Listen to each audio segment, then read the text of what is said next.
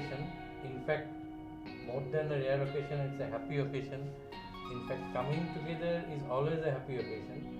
And today we are being witness to the coming together of an Indian company, at the same time a British company, which is owned by Tim Patterson. Tim Patterson is the CEO of Fuel Economy Solution, which includes Green Economy Solution advisory services. He has been to several international fora on sustainable development, clean and green energy, etc. etc. At the same time, we have Robin Roy, who is the managing director of Suncraft Energy, and also founder of Sustino Advisory Services. So first, I think let's do the happy moments and the photo op also, the signing of the MOU. Certainly. Then we'll get into the topic. Okay. Okay.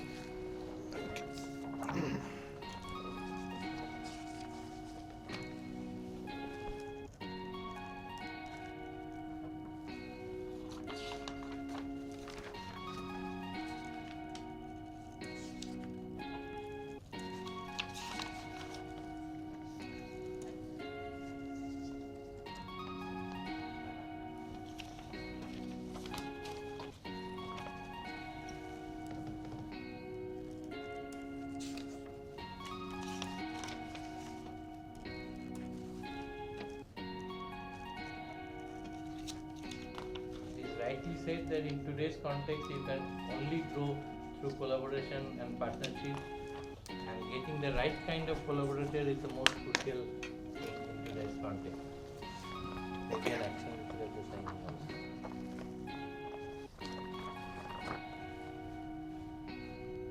It's a great moment for the two countries as well as for the two companies.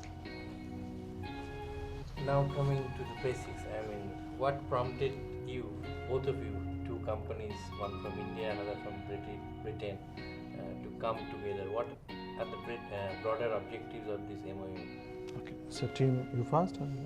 Okay, so basically we've got issues with renewable energy not being sustainable at the moment for the full load of electricity that we require.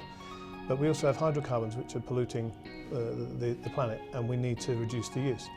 So the intention of this arrangement is to develop a working relationship to bring a phasing out of hydrocarbons and a sharing of the load and reducing of the load of hydrocarbons into the renewable future. And if we don't attract young students and the future, empower the youth of the future today to become part of the transformation process, we're not going to get to the full 100% electric vehicles and wind power and solar power dominating the planet with a zero carbon 2050. So we're just mirroring the requirements of us as a society to develop a hybrid solution, a collaborative solution, which is working together in the private sector to create economically viable ways of generating low-cost electricity to support societies. So what does your company do other than that? Well, we supply liquid and solid combustion improvers, so combustion chamber catalysts that could potentially be used in coal-fired power stations. We have liquid products that help with diesel-powered generators, also road vehicles. If you put our product in as a primary additive at the refinery, it would be easily a good way to improve up to 75% of the black smoke of fuel used and sold at the pump. For example, in India we have IOCL. I believe they control about 10-12 of the refineries in the country. I would urge them and recommend that they discuss and look at the opportunities of reducing particulate emissions immediately in the vehicles that are older than the Euro 4 engines on the market, because those Euro 3, Euro 2 and some vehicles are nearly 20 years old. They're not compatible for the fuels being used today and what IOC is selling at the pump. So we need to help the users of those vehicles be more clean, more efficient. And if you reduce 75% of black smoke in a vehicle and you have 6 million of those going into Delhi every day, that's a massive improvement in the climate for the local population. So that way the scope of this understanding is going to be much more holistic in nature. Absolutely. And looking beyond fuel economy and getting into other areas as well. Yes, by reducing the long-term load on socio-economic healthcare, you're improving the quality of life for the citizens, but you're also reducing the long-term health risks of the government spend going up. The Western healthcare model is on the edge of collapse. Governments are spending so much on sick population that it's really affecting economic growth. So in India and in the South, we have a great opportunity to nip it in the bud, to create a cleaner energy mix and a transitionary energy mix by partnering in renewable energy and existing hydrocarbons where absolutely necessary until they're no longer needed. And that way we're future-proofing our healthcare risks by reducing the problem of air quality, lung cancers. Cancers of the blood for children, there's all sorts of complications from the complex hydrocarbon toxins and neurotoxins in the fuel that currently we have to use but we don't want to use. Mr. Rai, how do you look at these and what was the trigger of signing this? We saw that there's a inherent synergy between fuel economy and Suncraft. The fuel economy is offering that how to reduce the hydrocarbon uses, and solar Suncraft is solar energy is one of the probably mode of helping or supporting or bringing a holistic approach to industries and across the globe. So team, we saw that his present is across the globe in various forums and everything. So that way, I think it's obvious to us for Suncraft that shaking hands together and exploring the global market, taking solar energy as well as fuel economy, hydrocarbon, how to reduce the hydrocarbon holistic solutions across the industries. So in the new scheme of things, will Suncraft be participating in projects outside India, or only if Tim's company will be participating in India with your company? What is the understanding like? So far the understanding goes this way that Suncraft will, on the execution of solar projects or designing the solar projects, of course, the support goes from Suncraft across the globe. It's not limited to only India. And when it comes to fuel economy and reducing the hydrocarbons, bringing the energy efficiencies, I think that Team's company, Fuel Economy, will bring their solution and advisory solutions across the globe. Right, Freddie? Yeah, absolutely. And one of the key elements of this initial working arrangement is we're focusing on the mining sector. In February this year, Fuel Economy Solution were honoured to be asked by the founder, Dr. R.L. Bhatia of the World CSR Day in Mumbai, to host the first half of the CSR World Congress. The speakers that we were able to introduce included Tim Patterson. He was one of the, he works for Novozymes as the Chief Sustainability Officer, and he's one of the founding contributors to the development of the Sustainable Development Goals between 2011 and 2014. In 2016, Klaus was recognised for his work in this effort. He's an incredibly inspirational man, as were all the speakers that day. However, it instigated a reassessment of fuel economy solution sets and the different market sectors that we operate in. And we started to look at the impact on sustainable development goals of each solution, and we then realigned our focus on the ones that affected the most people and improved the quality of life of people most. And that turned out to be offering consulting to educate private and public sector clients. Thus, Green Economy Solution is how we offer those services without any product, but also waste to energy, recycling plastics and crumb rubber and waste wood and demolition waste to create, with a combustion catalyst product like we have, to create a lower carbon footprint, cleaner burning, circular economy energy source, so that we don't just put to landfill. We use it to generate more energy, and we use it to sustain the mining and the mineral exploitation that we need to sustain and build our societies. We can't just take lithium out the ground. There's 0.00007% of the Earth's crust is lithium.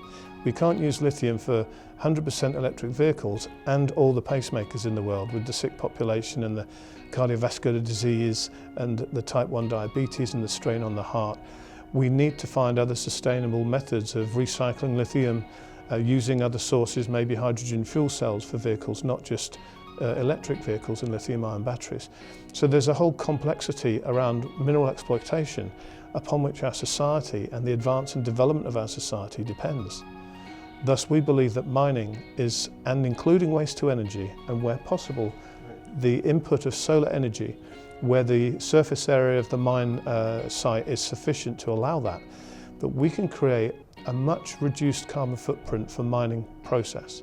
And the large volume of energy and waste that is used, we think we can make them more sustainable. And also economical. I think it's sustainable and also economical because that also in the Indian perspective. Commercially viable. Only to solar, or would there be some kind of technology transfer and you would get into combustion technology and maybe some other technologies as well? That's we are open to it. At that time to say is that how do we take it forward? But that's to initiate to things that we start with the solar energy, have a combination and have a synergy first to explore the Indian market as well as the market outside. So of course the technology transfer from a better technology to Indian market, or maybe some technology from India to other countries. That's a possibility, of course, we would like to explore in the future. Both of you are open to right. it. Mining is definitely going to be a lucrative sector because if I'm not wrong, then in March or April next year there will be new auctions beginning and new mines will be thrown open to private players and all that. So that way the sector will be booming or expected to boom post maybe March, April to 2020 or 2021. So other than mining, which are the other sectors that both of you would be tapping in India? Well, initially we're looking at mining because we think that's core to the requirements of the SDGs and core to the principles of renewable energy.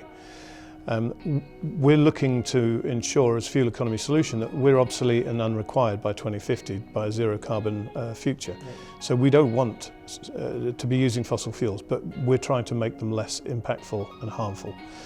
So the other sectors we're not documenting as part of the scope, but we would remain open to the opportunity in areas where there are stable manufacturing plants, where power generators could be phased out and solar power arrays could be phased in.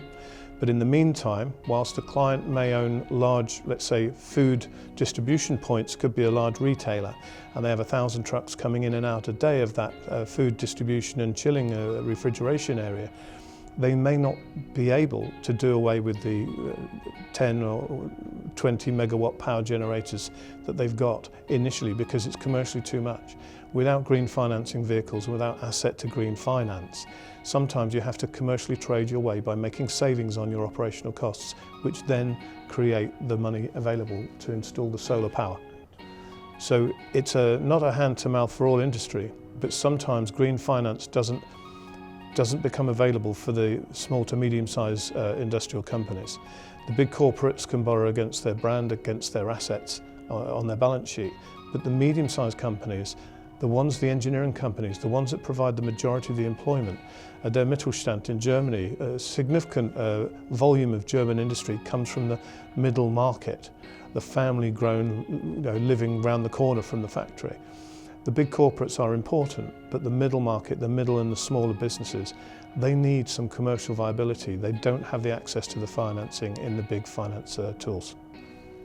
So you will be helping in getting green finances, quote unquote, or innovative green finance is important.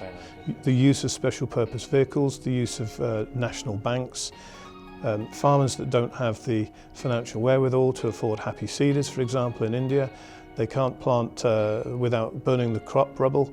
So let's get a happy seeder on the back of a tractor, let's buy it for the farmer, let's get Bank of India to fund it, let's get IOC to put a cleaner combustion improver like ours in their fuel, and let's sell it to the farmers on a 5-year fuel purchasing agreement.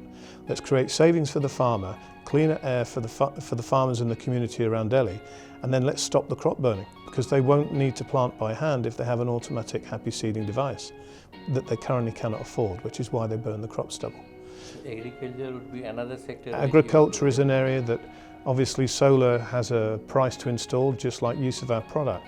So I see the use of hydrocarbon efficiency to create savings as being the funding mechanism for those that don't have access to green finance per se.